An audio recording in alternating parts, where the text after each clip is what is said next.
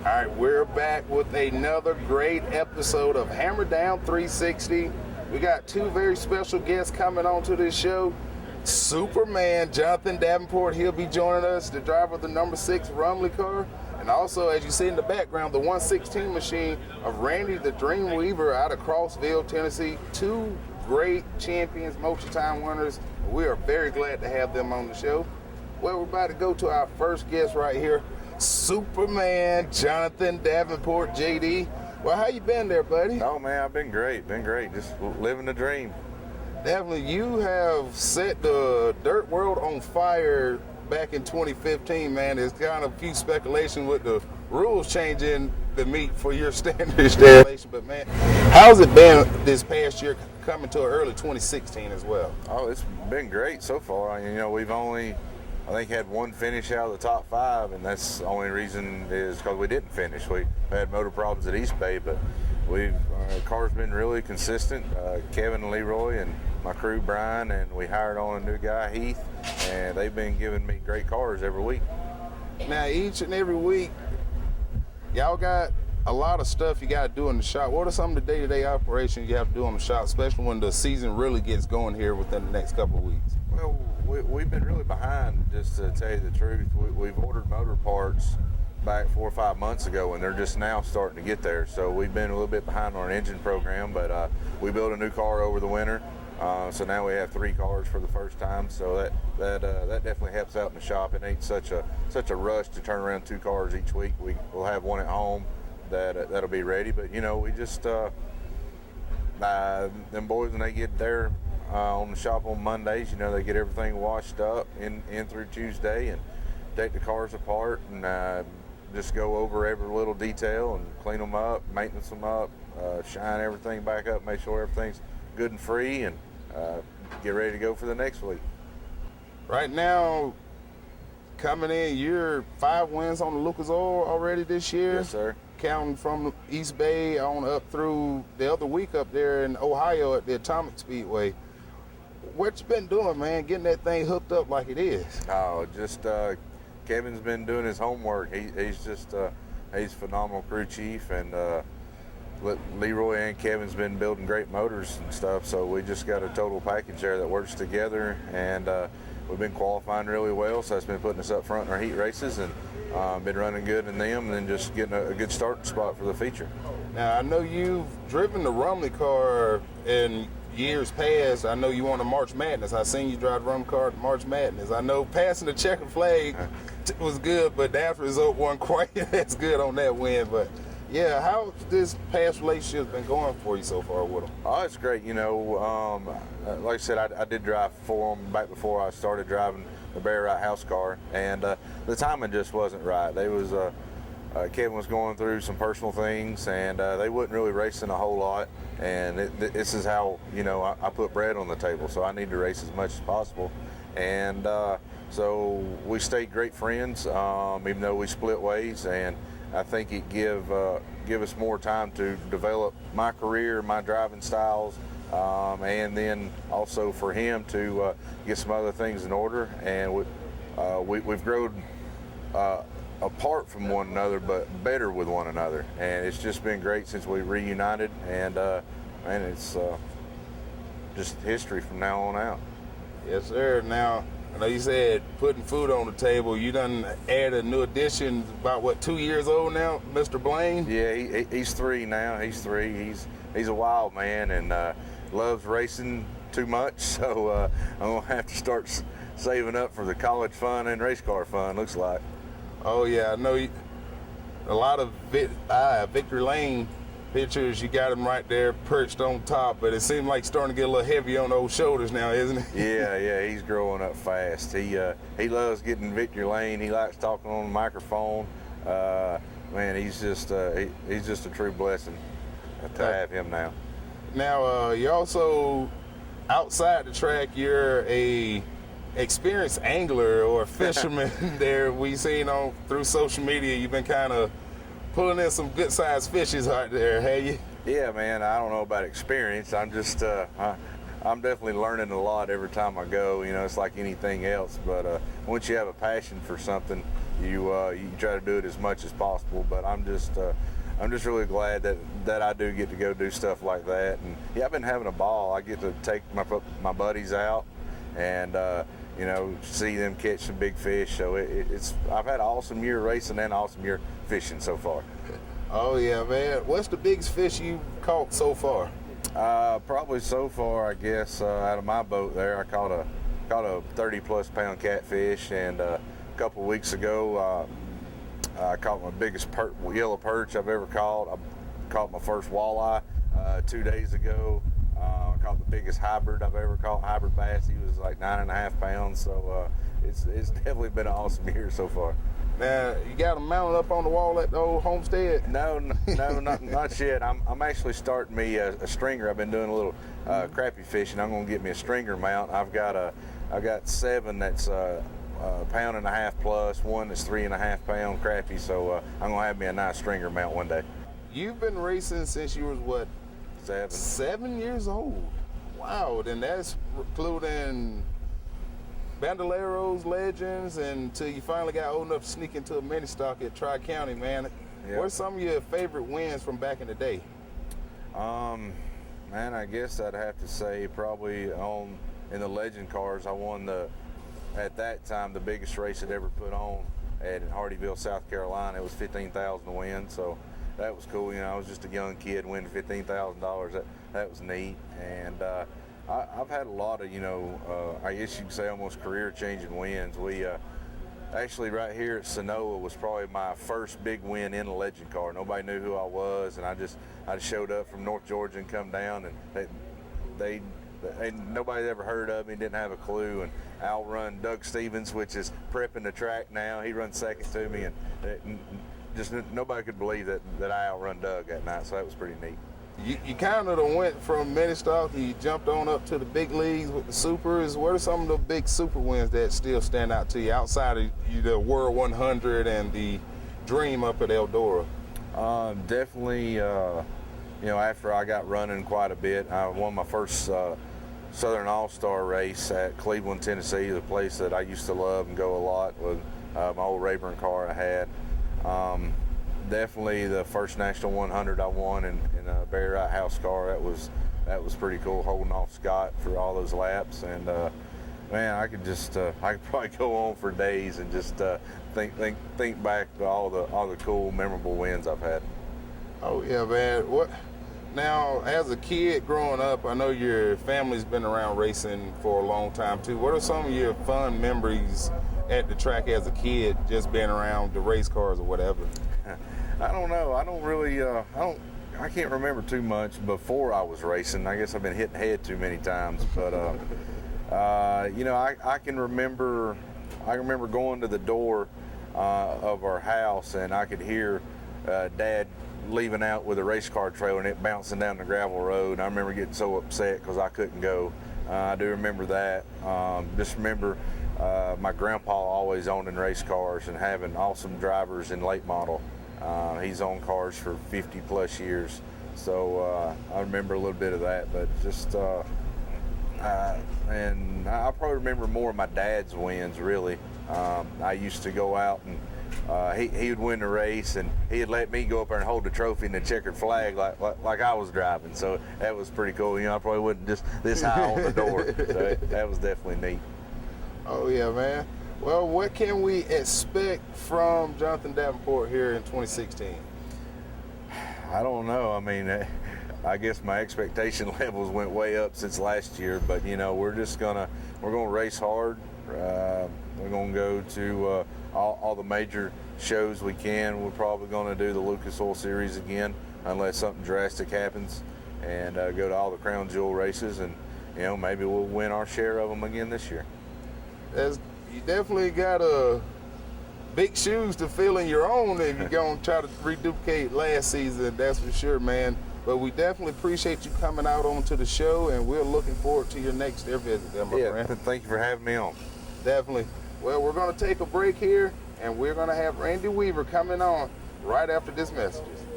This is America. We're proud of our country, and we love our country music. Now the race is on, and here comes Stand by your man.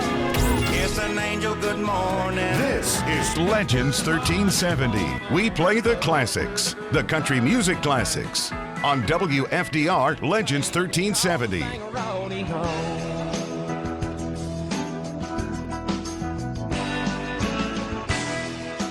RPI for the edge you need. With a full line of parts to fit most chassis from super late model to hobby divisions and more, RPI doesn't just sell parts, they also have full chassis repair, bodies, and other custom work to help you get into victory lane. Call Rick Dewberry today for parts or to schedule your chassis work. RPI for the edge you need. And we are back here, Hammer Down 360. We're here at the Sonoya Raceway. We're back with our second guest, Randy the Dream Weaver out of Crossville, Tennessee. Welcome to the show, buddy. How are you today? Doing good. Thanks for having me. Definitely. You're making your first ever appearance here at Sonoya Raceway. What you thinking about it so far? Well, so far we've been looking at the racetrack and seeing what that rain done to us last night, and it's definitely a different looking surface. So I'm kind of glad I'm going to sit out tonight and see what it's going to be like before I get in there tomorrow. Oh yeah. Now you're pretty good on the gumbo, especially down there at Magnolia. How much different that black gumbo is going to be different from this gray gumbo here at Sonoya? Not for sure. You know, Magnolia is probably my favorite racetrack so far, and we really like that kind of surface and racing that it, puts out. But, this is a different color, different kind of layout, so it'll be interesting. I do appreciate the effort, though. A lot of racetracks we go to, you pull in and the pit house is rotten and falling down and old equipment is sitting around. At least here when you pulled in, there was new construction stuff sitting out by the gate. They hauled in this dirt from somewhere, so I like going anywhere and supporting people that puts the effort out. Oh yeah. Now, back in 2015, you definitely set the world on fire in your own rights as well. 8 straight wins straight out the gate. Multiple wins. You were Michael Rigsby, DirtOnDirt.com, using the top 10 at the end of the year. Favorite drivers. What was really getting set up and handling for those events there, buddy? Well, we just got off on a good start. My dad had just passed away, and I really had him on my mind, and we dedicated last year to him. The good thing about winning all those races, it makes your business about 100% busier than it was. So we got working so much at the shop, we couldn't really go out and race like we should have or could have. So we're trying this year to get caught up a little more. We got one more car to do, and then we're going to go and try to do nothing but race the rest of the year. So just getting back in the swing of things where we can put 110% back on the race program, and we got some people in place to handle the shop and the parts business. So hopefully that's all it'll take to get us back up there battling in front. Yes, sir. Now, where did you come up with the number 116? Well, when I first raced, I was 16-year-old, so we put 16 on. And then through 2 or 3 years, I ended up where I had to go buy my own car. And my dad had helped me up until that point. We just couldn't afford to do it. So I got some sponsors rounded up, and we got everything put together. And when it come down to lettering back in the old days of actually painting it on, the one digit was about $100 or $120 cheaper than a 2-digit number. Of course, they had to paint on the roof and both sides. So I sat there for a minute and I said, well, just make it number 1. That'll be cheaper. So then once I got everything, got my ducks in a row and got going again, we just put them all together, and 116's where it stuck with me. That's cool. Now, where did the name The Dream come out of it? I used to tell people that it was the girls' dance team at the college I went to, but I didn't go to college, so it was just a deal. We went and ran 2 or 3 races one weekend, and just everything fell our way. And actually, a photographer in that area said it looked like a dream, and so it just stuck after that. So I don't really know why, but that's kind of how it come up. Now, I know you got some younger offspring. Are any of them got racing in their future? Well, my son Cameron, he's 17. We let him practice last year, first time ever, and I was there with my jaw dropped more than anybody. It was unbelievable how straight, smooth. I mean, he didn't do anything crazy. I was nervous and is in a customer car that we just fixed, so I didn't want to have to work on it again. But he done really, really well. But thank the Lord, he said he'd rather fool with cattle and the FFA and do farming. So he's kind of backed away from the racing part, and hopefully he'll start doing something that takes in money right off the bat. Are you gonna be able to turn them keys over to him though? I mean, I wouldn't care to, because of the connections you gain through the years. It makes it a lot easier than it was when I came up. And but you know, it's fine with me that he does it what he wants to do. And if that's farming or whatever else, I'm gonna back him 110%, and we'll just see where it goes. You know, you get to the point where you can't drive these things forever. It's hard on your body, and you're away from home more than you like. But you know, it's been really good to me. I've been blessed. The Lord's watched over me and set me up with the right people. And you know, it's there's more to it than just this all the time, but it takes up most of your time if you want to be good at it. Growing up in racing, your dad was a huge contribution to your inspiration and definitely keeping your race career going. What are some of them fun memories you had growing up as a kid with him? Well, when I grew up, I was born in Muncie, Indiana, and our family's from, of course, Jamestown, Tennessee, but they would work back and forth, and I just happened to be born in that area at that time. Well, then we grew up. My dad campaigned the first Camaro with ASA, American Speed Association, which I grew up watching Mark Martin, Mike Eddy, Bob Senegar, and them guys. So my dad had a race car, and we won a lot of races. He never drove. He had a guy drive for him all the time. He was more in the fabricating and wanting to, he'd build all of his cars from the ground up. So I was around that all my life. So I really didn't have a chance, but when we moved back to Tennessee, of course there's no asphalt tracks at that time in our area, we started dirt racing. So I mean, I just remember, and the things I miss the most is being in that garage all night. You know, he'd wake me up off the creeper I don't know how many times, and I never could see how he could do it, but he was a big influence on me, and boy, I miss him a lot. You've definitely mentioned a couple times the Victory Lane at a Southern All-Stars event, especially that Bama Bash win last year where it all began, and you definitely dedicated a lot to him on that, and chronologed through Smoky Mountain and Cherokee, all those wins as well, man. And we definitely, I remember growing up watching you race, seeing your dad over here at the hauler, and y'all having a good time, and that's something that me and my own dad always have. That was one of the big inspirations that got me into the racing part as well. But mine a little bit on different end on the announcing than it is on the racing. It takes all of us, so make it happen. Sir. That's definitely sure. Now, what can we expect from Randy Weaver for 2016? I'm gonna, like I said, we get caught up at the shop. We're gonna get out and race more and try to go to some bigger events. And you know, Jonathan and Kevin, they've got a schedule, and there's some dates that was open. Me and Jonathan's been buddies for a long time, and so we put a deal together where he's going to run on those open dates for us. And you know, our business is doing really well, and I just think it's time to race as much as I can, but do it as smart as I can where I can keep my business under control. And you know, with Jonathan driving some, and then I'll watch and learn some, or we'll come up with something together.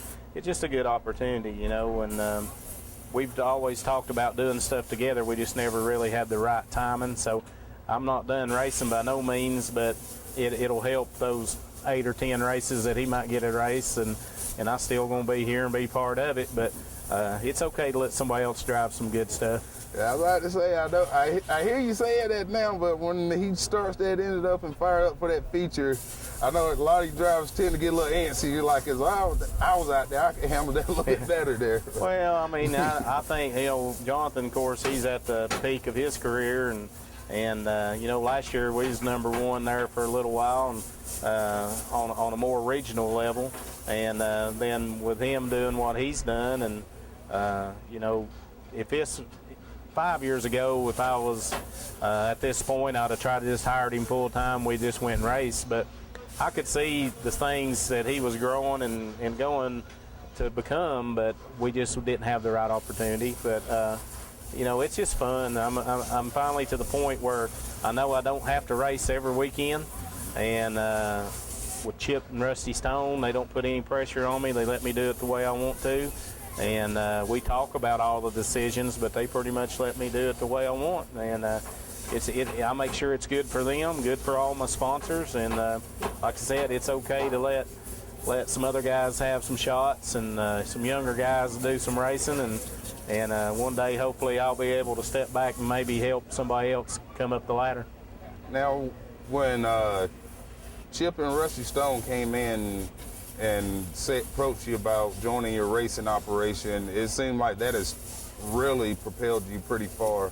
Are they really getting a lot of this stuff financed, backed up, and getting you in the right direction to hopefully maybe win a couple more of those national races this year? Yeah, I hope so. I mean, those races are tough to win, but I remember when we used to go and just hope we made one. So they've come on board, and all this stuff is theirs, and it's just what do we need? They reach and get whatever we need, what we think we need to be better. They never hesitate. They love racing as much as I do, and that's a deadly combination. I used to always love it, but never could afford it. So they brought in the sponsors, and they're backing, and they've put us to where I think we're a top 5 team, all the time, anywhere we go.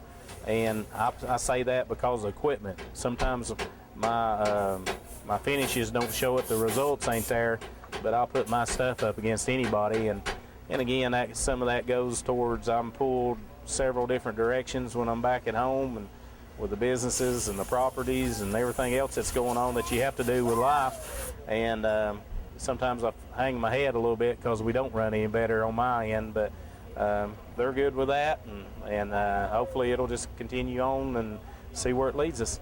What can you say has been probably your greatest achievement in racing so far?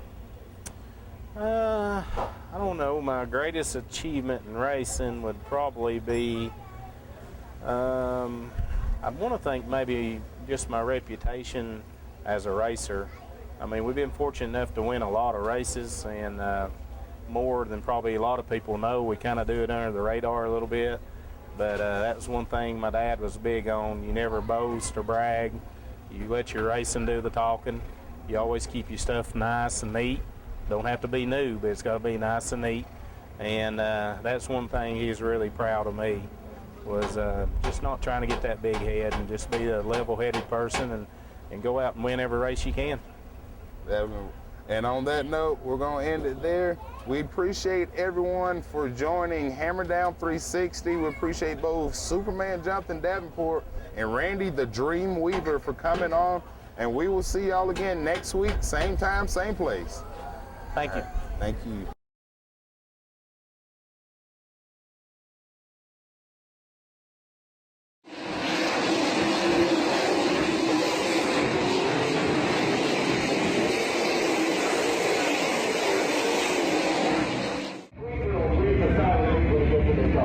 Yeah, I'm not putting a little pressure on him there. So he's going to have to win tomorrow now. But I tell you what, he's a man driving that thing. He got to do the right thing is what I need to do. That's the first time I've had a hard car. I can't think how many years.